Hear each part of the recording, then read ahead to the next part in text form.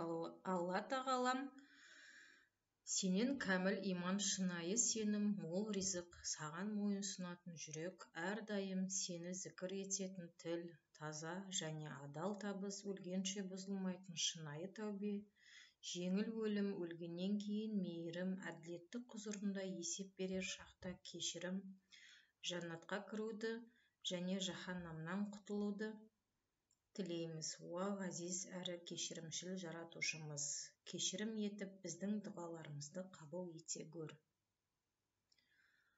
Ғайбат, өсек айту, сөз тасу, бір отар қой шүйгін шөпті қырқып жеп кеткені сияқты иманды да қырқып жоқ етеді дейді ғұламалар. Тілге ие болайық.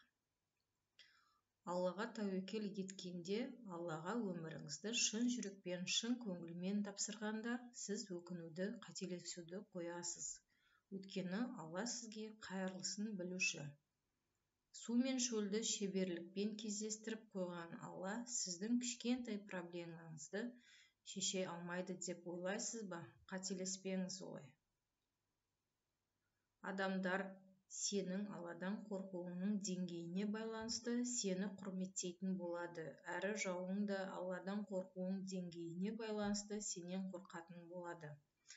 Алланы қаншалықты жақсы көрсең, оның жаратылыстары да сені соншалықты дәрежеде жақсы көріп сыйлайды.